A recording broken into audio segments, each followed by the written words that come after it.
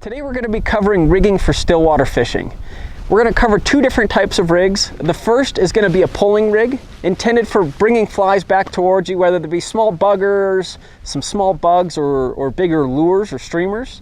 And then the other rig we're going to look at is a high-low static rig.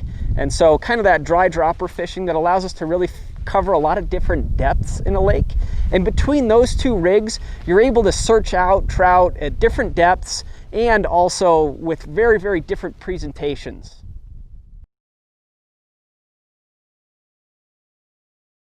For the pulling rig, my favorite two lines to start with are either a clear intermediate, if I had to just choose one, and then everything from a 3 to a 5 to a 7, depending on the depth the fish are at. But the beauty of an intermediate is you can fish it you don't count it down very long, you'll fish it very shallow. And if you give it a longer countdown, it's going to come down through those depths like those other heavier lines get to quickly.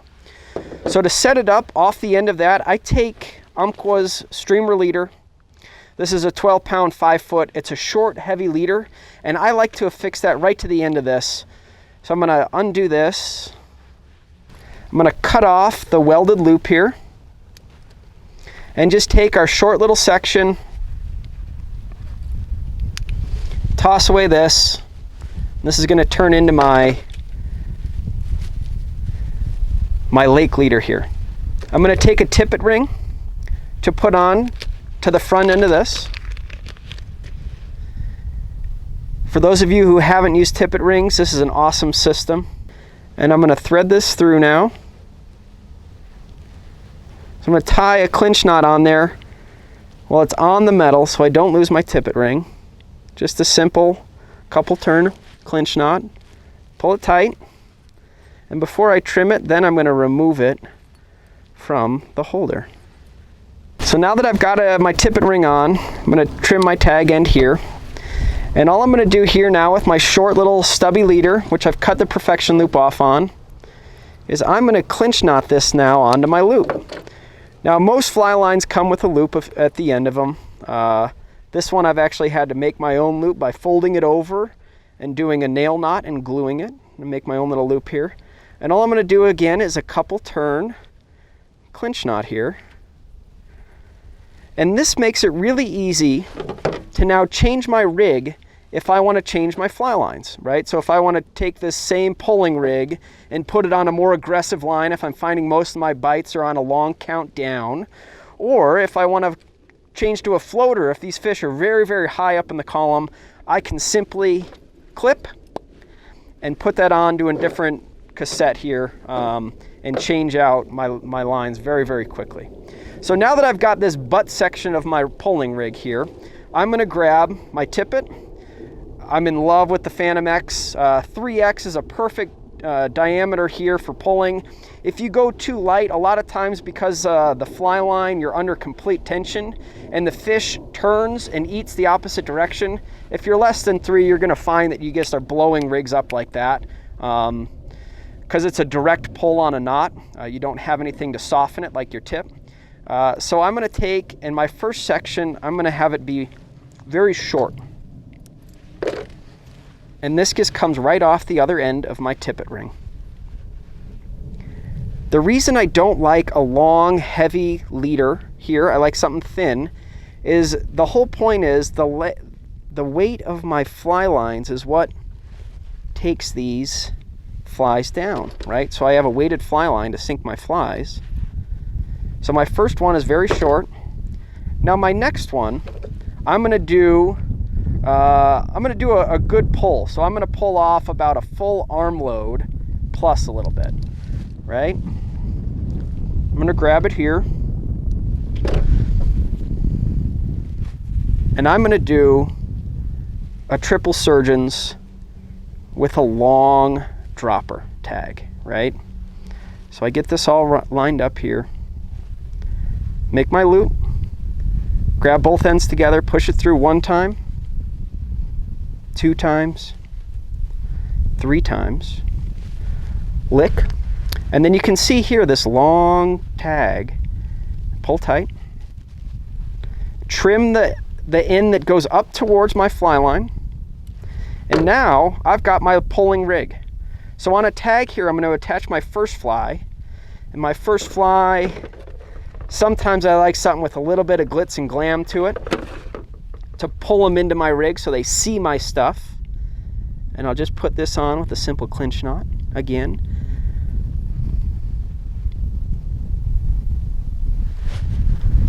Right? And then my second fly, I'll put down below it here. And the beauty of this system is that on either end of it, the pull from the fish registers the same. So sometimes you get those little nippy bites. This is a very sensitive rig that allows you to fish two. And a lot of times I'll put my heavier fly on the back here, and it ensures really good turnover. So I'll probably choose something with a bugger with a little bead to it here to put on the end. And this will be my pulling setup here. And this pulling setup is what I use 99% of the time. I can fish 2 flies, 1 fly, or 3 flies, depending on how kind of particular the fish are being. And it allows me to mix up a variety of colors and really find a rig that's going to be consistently finding fish. And the beauty of this whole thing is that I can easily change it out to add a lot of versatility to my rig. So again, Phantom X3, our Umpqua tippet rings, and our streamer leader for the butt is kind of my perfect setup here when it comes to my pulling rig.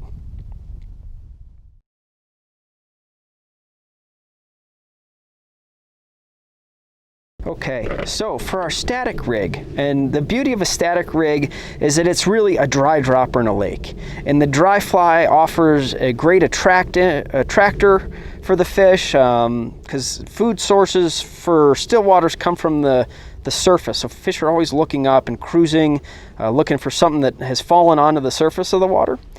The other thing this rig allows us to do is set the depth. For a chironomid and a leech are kind of my favorite searching patterns. So to rig this one, we're going to start with our power taper leader. And our power taper offers really good turnover and delivery of a bigger rig like this. Oftentimes we're using a wind resistant fly.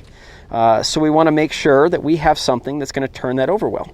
Our power taper is designed to do exactly that. This is a 9-foot 3X. I like a little bit of distance. I think that's really helpful. The other thing you could use would be the 7.5-foot 3X as well. Again, I'm going to take my welded loop, or my Perfection loop, and I'm going to cut it off, and I'm going to clinch knot this right onto my welded loop here. 1, 2, 3 turn clinch, right up through. Make sure to lubricate and pull really tight so you get a nice snug knot. And when you trim that end, this is just such a streamlined knot that it goes through your guides really, really easily. And you don't notice anything when you're stripping that all the way into your dry fly. So you're not going to get that clunk, clunk, clunk, clunk, clunk coming through. It's a really slim, nice transitional knot here. So I'm going to take that, and then I'm going to come here. And if I'm not using a brand new fresh leader, I'm going to absolutely continue this down with my Performex 3X nylon to my first fly. Now, my first fly is going to be here. I've got a brand new fresh leader. There's no need to put on more for me at the moment.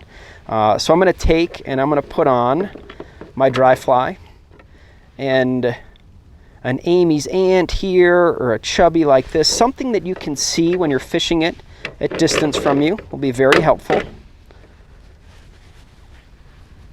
So I'm going to load on a beautiful purple chubby. So many fish have fallen to that fly. An Amy's ant is another favorite. And I'm going to do another clinch knot here with my 3X nylon Performex. Pull that tight and trim that. Now that we're going to enter the subsurface world, I'm going to choose my Phantom X again. So I've got both 4 and 5X, again, depending on fish size and water clarity. For a majority of my stuff, I'm going to end up using the 4X. It's my preferred. If I happen into a big fish, which happens a lot on still water, I've got plenty of poundage here to help hold that fish. So I'm going to pull off enough tippet to fish to the depth of the water I'm going to be fishing, right? So if I'm going to be fishing a mud flat that's 12 feet deep, I want to suspend that chironomid maybe at 6 feet. So I'm going to pull off 6 feet of 4X. And for this, I'm not going to fish this dry fly on a tag. I'm going to fish this dry fly off the bend of the hook.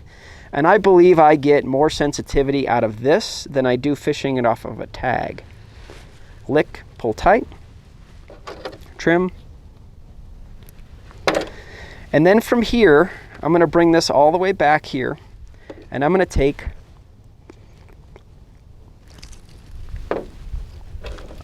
roughly 18 to 20 inches of tippet material, and I'm going to do my same surgeons on a tag, right? So if you can see here, I'm going to make my loop, and I've left a really long tag over here, and I'm going to bring that 4X through 1, 2, 3 times, lick, pull tight, and trim that upstream tag that's going towards my fly line again. And here, I'll affix a bug of some sort. I love fishing chironomids. We'll go with a red chironomid. Love red chironomids. We'll try that all again. Retrim that.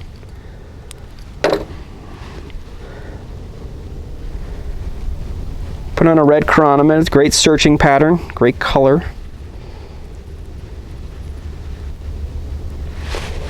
Lick, pull tight, and now on that other tag, Landon Mayer's Mini Leech Jig in black is a great anchor fly to help anchor this whole rig. Another clinch knot here. You could do this on a loop knot if you want a little extra movement, but that clinch knot, once you get it tight on there, will help hold this, and it'll really hold this fly completely level. And then as that dry fly is bobbing up on the surface, this is going to jig with it. That's the beauty of that jig fly, and that tungsten bead is the anchor to the whole rig. And now again, right, you can see I've got my 2 flies for fishing subsurface. Again, that equal pull as it registers up to my dry fly here. And that is my high-low system, and you can set that depth to whatever depth you need. If you need to go really deep, you can, right? If you're fishing a 10-foot rod in the lake, which I prefer, it allows you to really fish a deep, deep leader, and that smooth transition comes up through your guides really, really easy. And again, if you need to go to a pulling rig or something different, you can just clip this off and go to that pulling rig that we showed. So that's the high-low rig. I hope that these rigs teach you a couple things and find you a little bit more success out on the water next time. Thanks for watching.